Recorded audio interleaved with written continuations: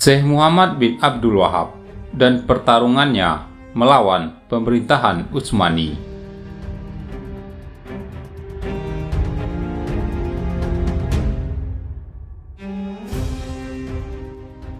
Syekh Muhammad bin Abdul Wahab bin Sulaiman bin Ali bin Muhammad bin Ahmad bin Rasyad At-Tamimi lahir pada tahun 1115 Hijriah atau 1703 Masehi di sebuah tempat yang bernama Ainiyah yang berada di sebelah utara Riyadh. Jarak antara Riyadh dan Ainiyah sekitar 70 km jika ditempuh dari sebelah barat.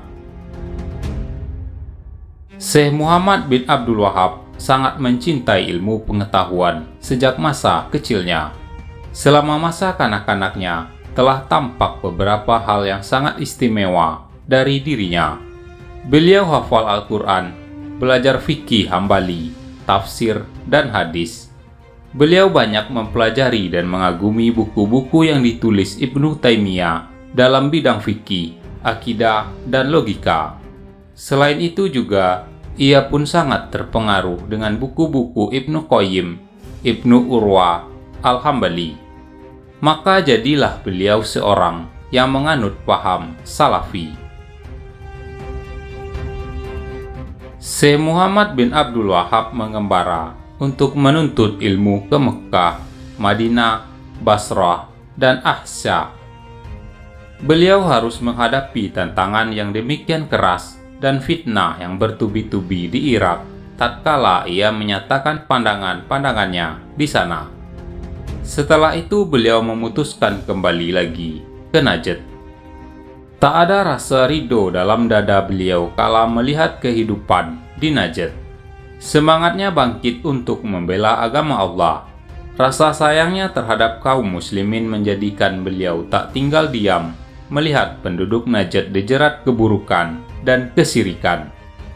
Setelah ia kembali ke tempat kelahirannya di Huraimala, Najd, ia disambut hangat oleh penguasa dan mendorongnya untuk melanjutkan dakwah yang sekarang ia tekuni.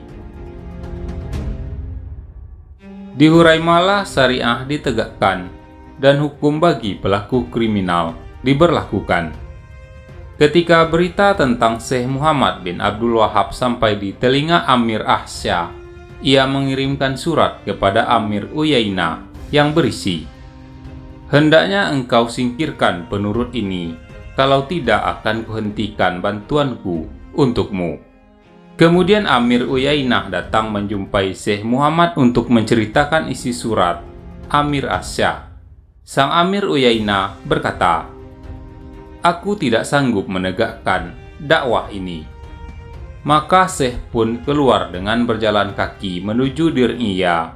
Tak ada sesuatu pun yang bersamanya, melainkan kipas di tangan beliau, yang beliau angin-anginkan di wajahnya sembari beliau ayunkan langkah dan berkata, "Barang siapa bertakwa kepada Allah, niscaya ia akan mengadakan jalan keluar baginya, serta memberinya rezeki dari arah yang tiada disangka-sangkanya."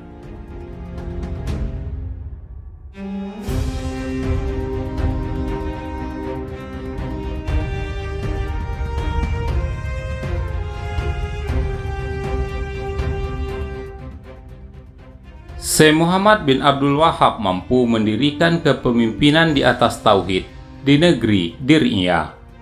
Beliau mengirimkan surat kepada para penduduk negeri-negeri dan wilayah-wilayah lain.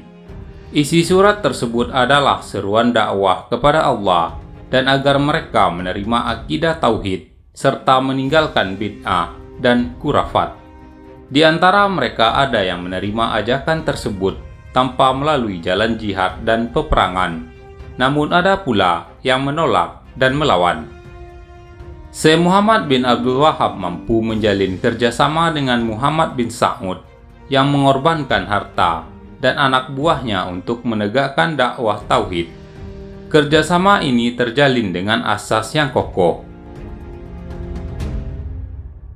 Syekh Muhammad bin Abdul Wahab berhasil melanjutkan dakwahnya kepada manusia melalui taklim, penulisan brosur, dan buku-buku kecil, juga nasihat-nasihat. Ia terus melakukannya yang dibarengi dengan hujah-hujah dan dalil yang menerangkan kebenaran apa yang ia dakwahkan. Ia mengajak manusia untuk menumpas kemungkaran dan menghancurkan kubah-kubah kuburan. Syekh Muhammad bin Abdul Wahab mulai didukung oleh Pangeran Muhammad bin Saud dengan bantuan pengikutnya dan senjata untuk mengumpulkan kaum muhajirin dari Dir'iyah keluar batas negerinya, dengan tujuan menebarkan dakwah dan pengokohan tiang-tiangnya di Jazirah Arabia maupun di luar Jazirah Arabia. Peperangan antara pendukung dakwah Syekh Muhammad bin Abdul Wahab dan musuh-musuhnya berlangsung dalam jangka waktu bertahun-tahun. Kemenangan sering berpihak pada pendukung dakwah dan beberapa desa jatuh satu demi satu.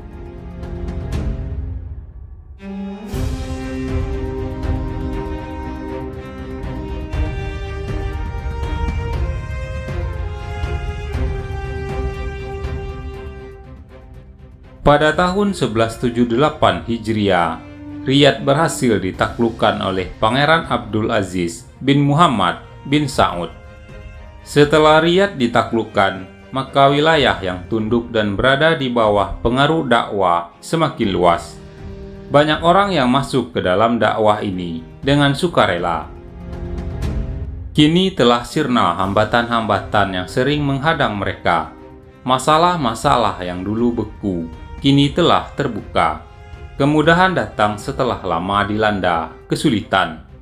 Harta melimpah, keadaan menjadi tenang dan stabil.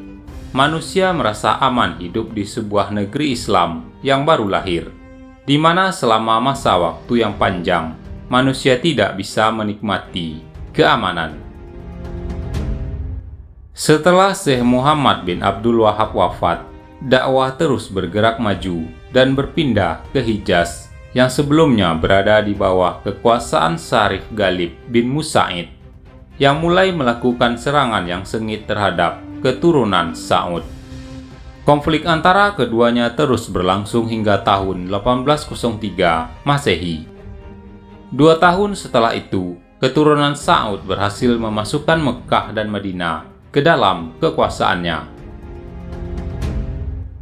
Pengaruh gerakan Salafiyah ini terus merambah ke sebagian besar wilayah Jazirah Arab, hingga membuat Inggris terancam dengan adanya pengaruh yang semakin besar ini pada kepentingannya.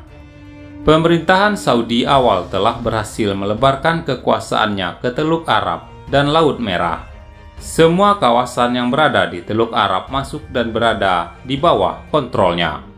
Lebih dari itu semua, sesungguhnya asas-asas keagamaan yang menjadi fokus pemerintahan ini telah memutuskan ketidakmungkinan Inggris untuk menjadikannya sebagai sebuah negeri yang taat atau menjalin kerjasama dengannya. Sebab tujuan utama dari didirikannya negeri ini adalah untuk melawan kejahatan orang-orang asing yang ada di kawasan itu. Pada tahun 1806 Masehi, pemerintahan Bani Saud mampu melakukan serangan telak pada armada Inggris, sehingga perairan Teluk berada di bawah kekuasaannya. Dari segi politik, pemerintahan Bani Saud mencapai puncaknya pada masa Saud bin Abdul Aziz, mengingat pengaruhnya telah sampai ke Karbala di Irak dan Huran di negeri Syam. Bahkan seluruh kawasan Teluk, kecuali Yaman, berada di dalam kekuasaannya.